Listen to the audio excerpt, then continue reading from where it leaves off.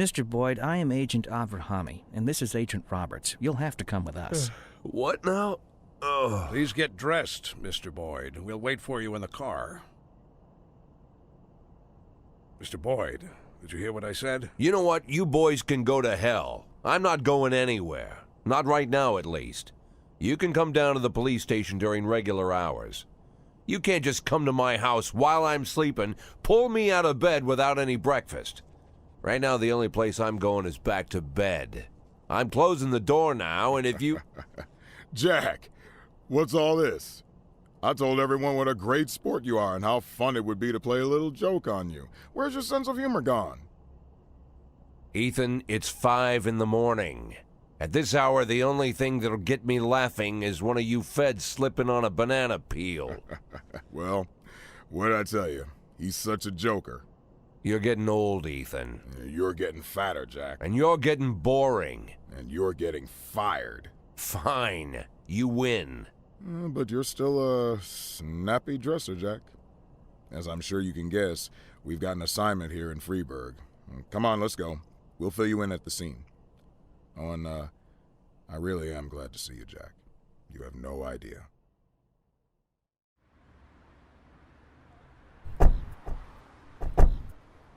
Meet Jack.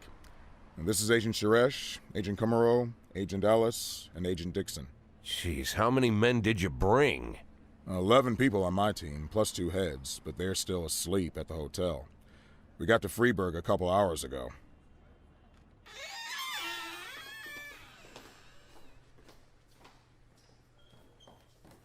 Actually, I was asked not to communicate with the local police, at least until the press conference, but, well, you're a friend. And by the way, you're lucky you didn't have time for breakfast.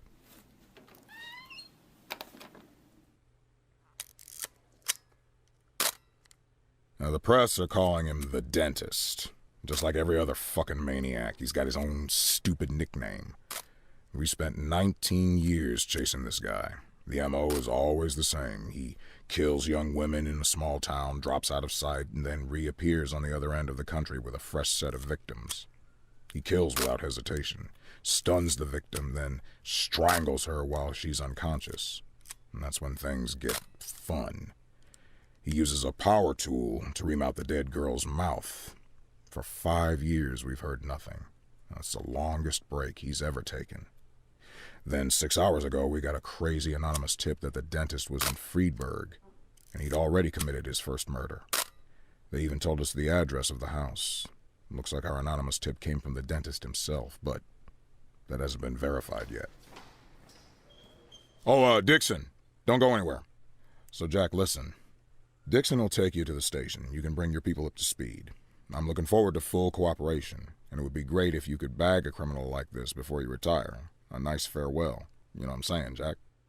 Yeah, a nice farewell. And Dixon, Mr. Boyd will tell you where to take him. Come on, look alive. You're the police chief's driver today, if that's good enough for you. I'll come around to see you tonight. Buy us some beers, huh? But not that piss you normally drink. That stuff gives me wicked heartburn.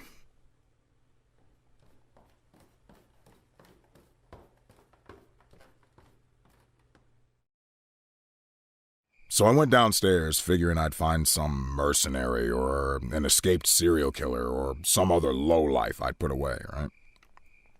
But when I hit the lights, I saw a young kid. Couldn't have been 20. Skinny, dirty. Didn't even have a real weapon, just a rusty shiv. He just stood there, didn't say anything. My whole career, I've been staring down the most dangerous people in the country, and the only one to get into my house and scare my family to death was just some kid about to crap his pants. And I pointed my gun at him, and he just stood there with his mouth open. Bad luck for him. He was pretty lucky to still be alive. And you know what? It was you that saved him. I think you have me confused with somebody else, Ethan. No. Listen. All these years, me and Marla joked about how dangerous my job is. We figured that sooner or later someone would sneak into our house and cut us to pieces, yeah? Pretty dark jokes, but innocent enough. And Marla asks me, not to jump into gunfights when she kisses me on the cheek before I leave for work. It's like we figured that if we joke about stuff like that, then it'll never actually happen. But while I trained my gun at the kid's nose, I finally realized someone really can get into our house. Someone really can cut us to pieces. Now that it finally happened, I can't make any more jokes like that. Marla won't laugh anymore. She'll burst into tears and stay in bed all day crying, hating me more and more every second. So I figured the only way out of the situation was to show her that if someone really does dare to break into our house, he's guaranteed to get a bullet in the face. He'll die right there on the living room carpet. God, Ethan, didn't know you were so bloodthirsty. I'm telling you, Jack, I was serious about shooting this kid right there where he stood. I was about to pull the trigger. But then I remembered you. Remembered 1,000 years ago, we went to the lake and had some beers after an ethics lecture at the academy. I was all angry with that professor, Laszlo, yeah. Remember what he always told us? Being a good policeman is very simple. You just need to keep doing the right thing. I hated those pretentious speeches. I cussed Laszlo up and down and said, if you always do what's right, you've turned yourself into a robot. And you just sat there, drunk eyes staring into the distance. And you were all calm and said, no, Ethan, it's the other way around. To do the right thing takes everything you got as a human. I said that. Oh, what an idiot I was. Come on, Jack, it's not funny. When things get bad, it's those moments you gotta be hopeful and stay human. And I did just like you said. I stayed human. And then I slapped the cuffs on the kid in one quick move, just like Bobby Flash. Bobby Flash? What? You don't remember Evening Freeburg, the old news column? Stories about the cop hero Bobby Flash? I heard they even published a book a few years ago. Oh, that Bobby Flash. Yeah, that Bobby Flash. How can you not remember Bobby Flash? We all argued at junior high about which one of us would be Bobby Flash when he grows up. Oh, I'm no Bobby Flash. A hero cop would never think about shooting a terrified teenager.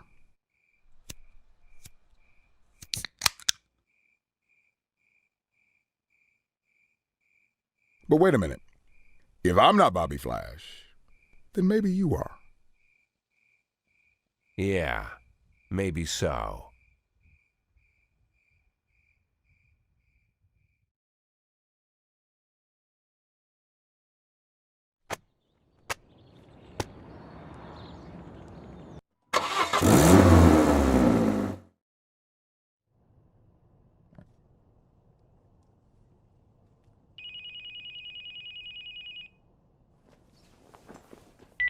Boyd here, and I hope you have a hell of a good reason for calling me in the middle of the night. I'm sorry, Mr. Boyd. I'll call you back later. No, wait, you're the girl from the prosecutor's office. Lana, right? Yes, exactly. Oh, I'm so embarrassed, Mr. Boyd. The first thing Mrs. Broom told me about you is that you almost never sleep. I don't sleep too much either, so I thought I'd call you and apologize for last time. But it wasn't the last time, was it? Well, I've been going over our conversation in my mind, and I realized how stupid I sounded. You're the chief of police, and there's a strange girl calling you, saying she'll be the next city prosecutor, just to share the news, I guess. I must have sounded crazy. Not so crazy as you imagine, Lana. When I learned I was going to be police chief, my parents were already dead, and my only friend was working 1,000 miles away from Freeburg. Wife and kids were relaxing on a distant island in the middle of the ocean. Took me 6 hours to get a hold of them. But I had to share the news with someone, or I would have gone mad. All the more because I was surrounded by half a dozen cops who figured they were ahead of me for the job. I figured you were feeling about the same. It's like you're reading my mind. Now I'm like an outcast here. Most of them still think that Mrs. Broom was joking or trying to show her deputies that she's in charge of appointing her successor. But I know it's no joke. For some reason, I didn't doubt it, Lana. That's probably why I'm calling you. I know it's selfish. I'm sure your wife isn't too keen on girls calling you at night. My wife and I, well, we're not living together. Maybe I'm the loneliest man in town, and that's why you called, to talk to someone even lonelier than you, huh?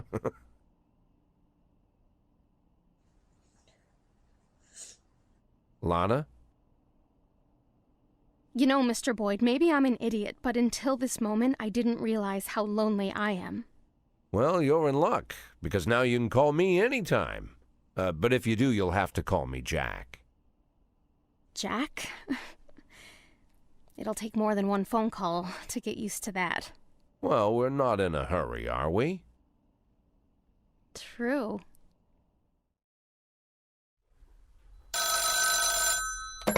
Boyd. Well, finally, Jack. I've been dying to reach you these past 2 weeks, but I thought I should give you some time to recover your strength. How are you feeling? Better than ever, Mr. Sand. Touched by your concern. Well, I hope this doesn't sound too sentimental, Jack, but while you were laying in a coma, I thought about our last meeting many times. It was such a fascinating conversation. You said it yourself. You're a true hunter. No, Mr. Sand, it was you who said that. Was it? Well, it doesn't matter. What is important, Kendrick told me a lot about you, Jack. But I suddenly realized that he didn't give me the whole story. Why is it you only want half?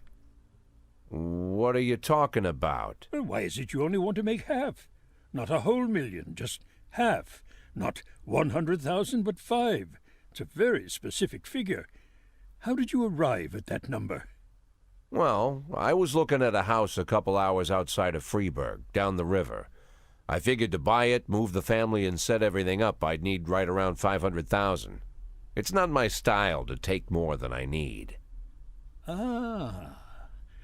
I must admit, Jack, I imagined all sorts of reasons, but none of them were close to the truth. Are you disappointed, Mr. Sand? No, not with you, Jack. Quite the contrary. I respect you even more. Well, I'm glad to hear that, Mr. Sand. And now if you'll excuse me, I have to go home and get some sleep. Of course, Jack. I just...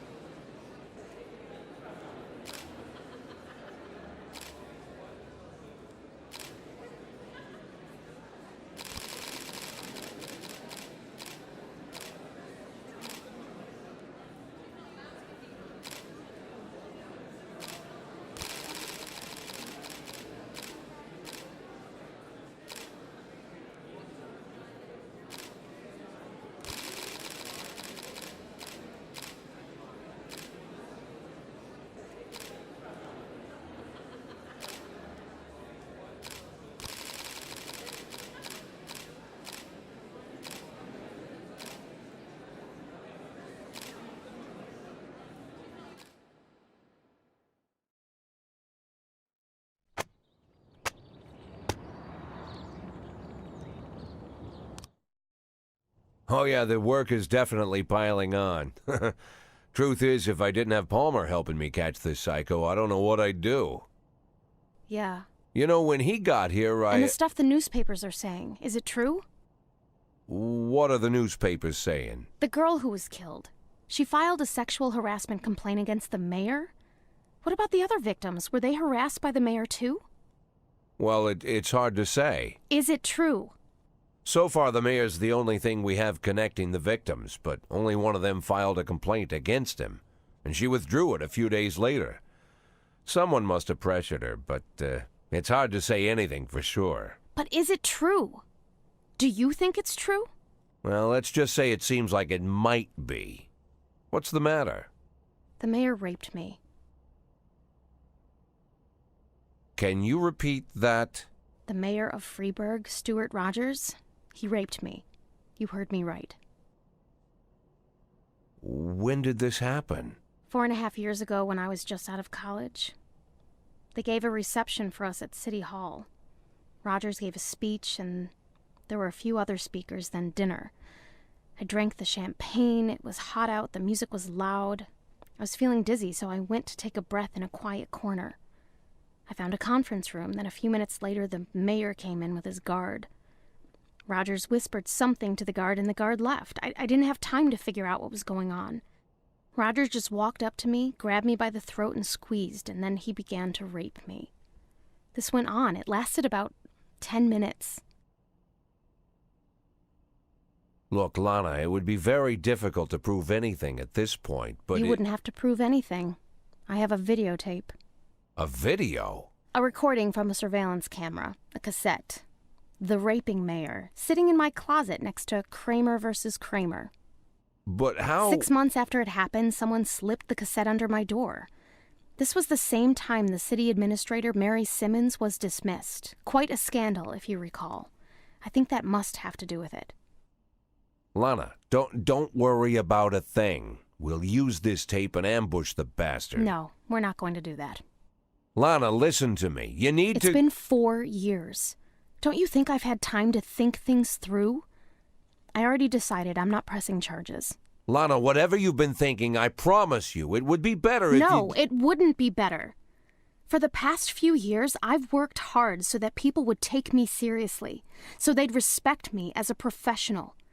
If I step forward now, I ruin all my efforts, my whole future, and I'll destroy my one chance to make this city better.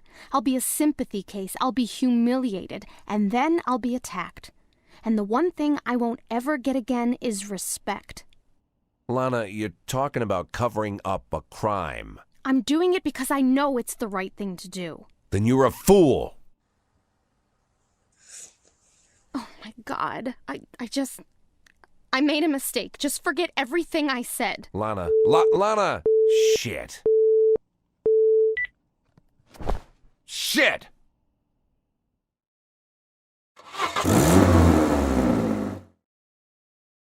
Yeah, understood. Thank you very much, Walt.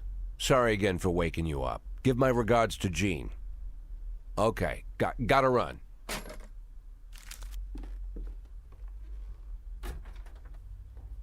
Hey, Martin, wait a minute.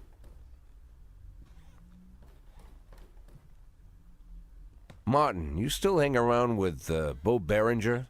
Of course. In fact, he's my stepfather. Great. Think he has a couple of men available? Today? Right now, in fact? There's something important I need taken care of. Sure. Something you need help moving? Not exactly. Here's the address. I need this house watched. All day and all night until I say stop. If anyone suspicious goes poking around, tie him up and bring him here. I'll pay double the usual rate. Or triple, whatever he needs. And nobody else knows about this, right? Jack, they're more into looking after valuables, not houses. What's the difference? Oh, these guys probably wouldn't care either way. Okay, Jack, no problem. I'll make the call. As for your retirement, I've been... Let's focus on today, Martin. Now keep that house secure, all right? Okay. I have a phone in the car. I'll call Bo right away. I appreciate it, Martin. Believe me, I do. Hey, Jack. Yeah? Anything else I need to know about this? No. Better you don't.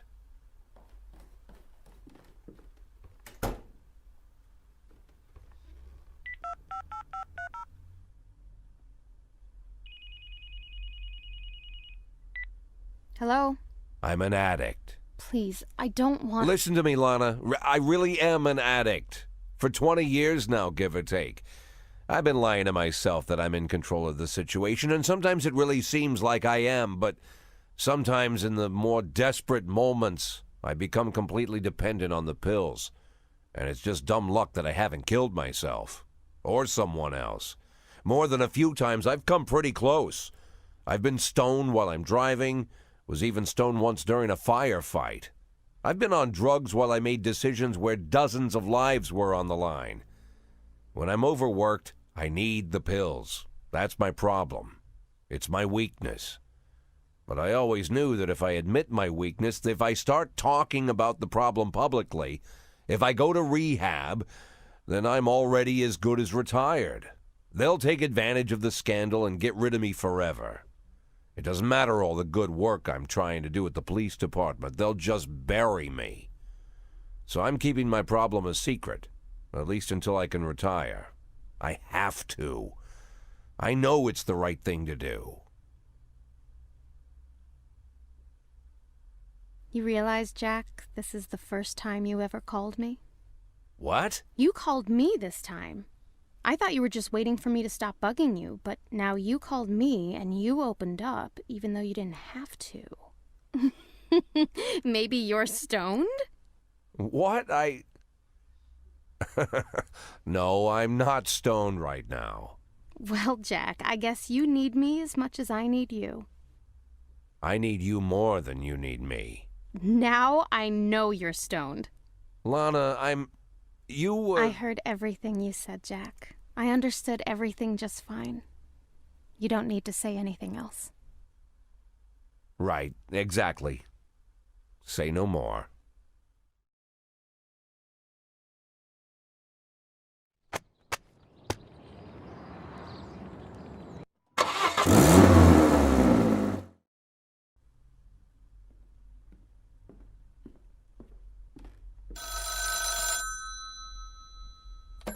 Boyd. I don't have much time, so listen close. And we got him, Jack. The dentist is in our custody. Wow. Congratulations, Ethan. Well, to be honest, I'm not sure if it's our guy. But she's definitely the one who committed the murders in Freeburg. And it's a young woman. Wait a second, did you... A very large, very strong woman. What? Yeah, gotcha. Yeah, I'm sorry, Jack. I gotta go. We've got a briefing. But, something's not right, Jack. Someone's leading us around by the nose. We'll talk later, okay?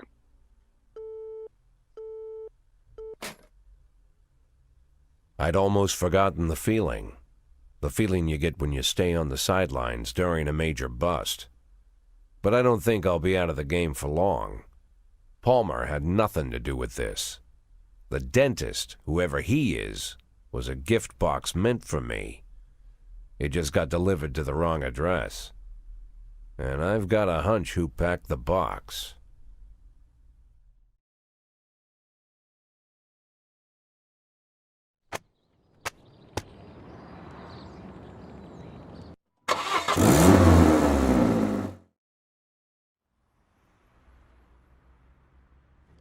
Yeah, a box of Caesars.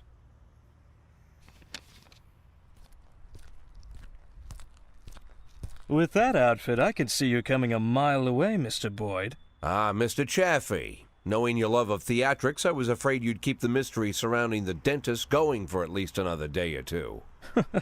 What could you mean, Mr. Boyd?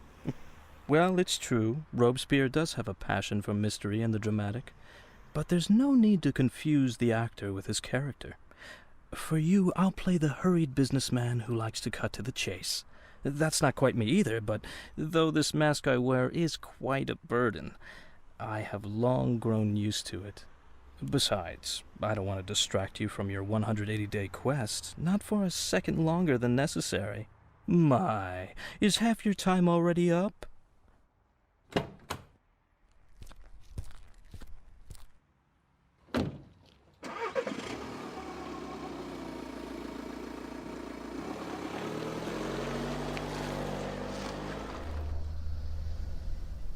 You simply cannot imagine, Mr. Boyd, the painstaking work I've done to cultivate this maniac image. I turn to such literature the likes of which I wish I never knew. If our law enforcement agencies possessed even the slightest aesthetic sense, they would have instantly seen the game for what it was. And the postcards, what can I say? And if the real dentist turned up again at the wrong moment?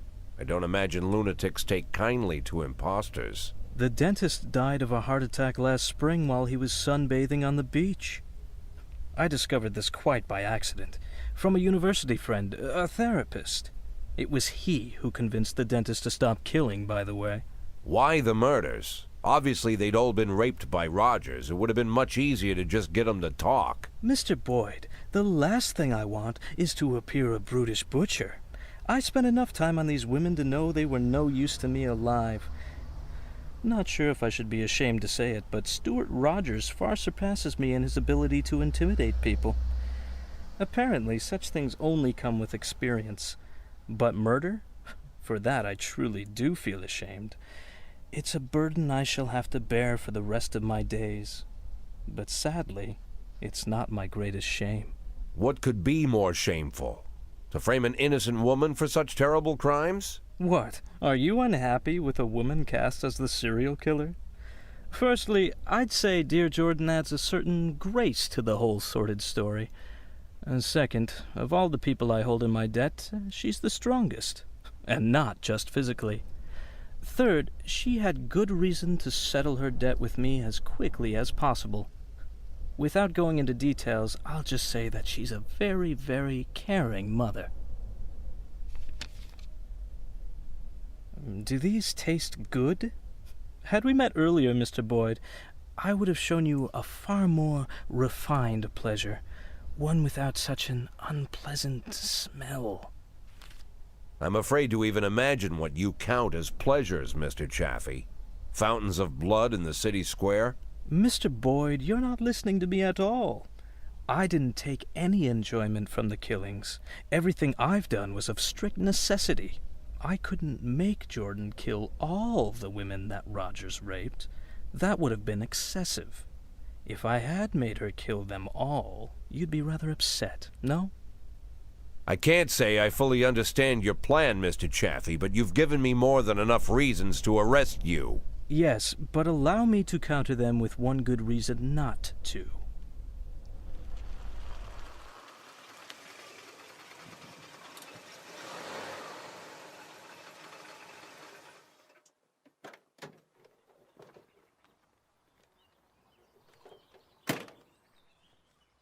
I think you mentioned you dined here once? Yes, not the best restaurant in town. And maybe you're just not familiar with the full range of our services.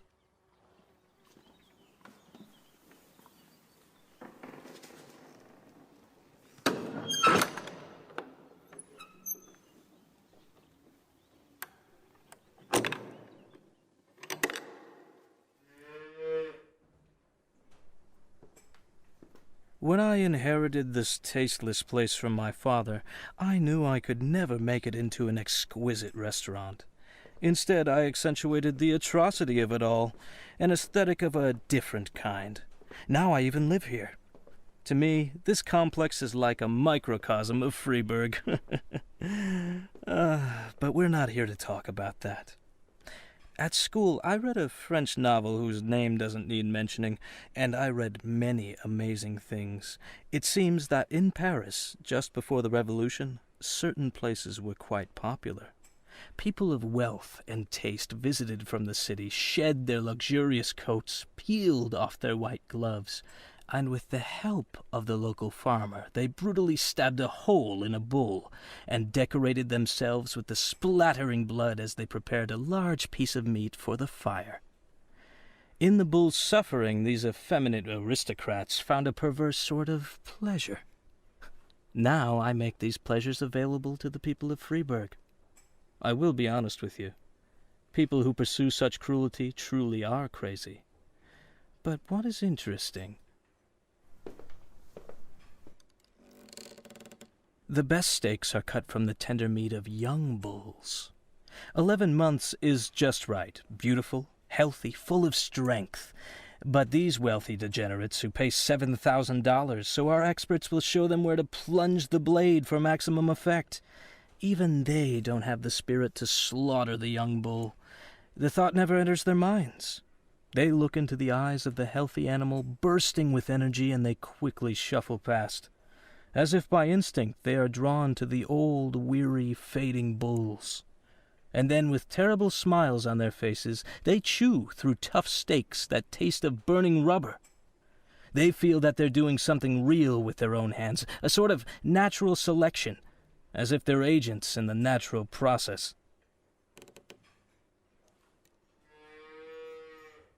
But nature also teaches us that the old beast, unable to fend off any threat, might yet survive if it cowers in a dark corner and pretends it doesn't exist. Then, perhaps, the young predator will pass. Mr. Scott will drive you back. I'm late for an appointment.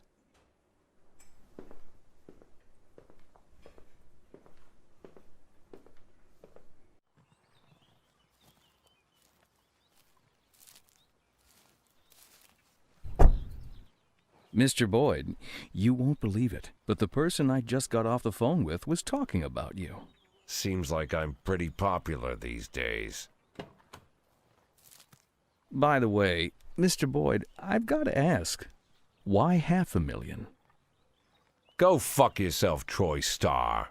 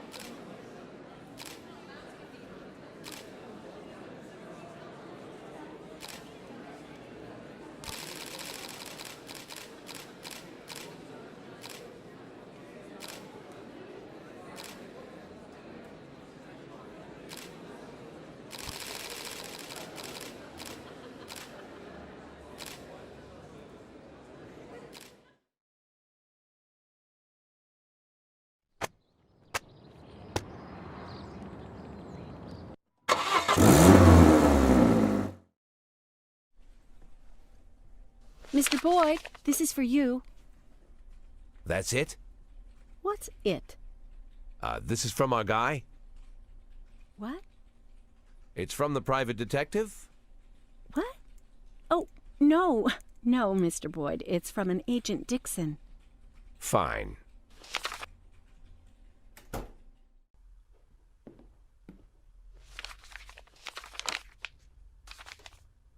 I'm sorry I couldn't swing by before I left, but I'll definitely be back to celebrate your retirement. Ethan.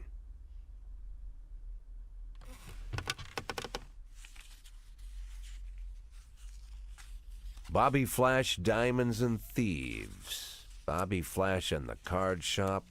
Bobby Flash and the Cats Club. Bobby Flash and the Temptations. Ah, that's what I need.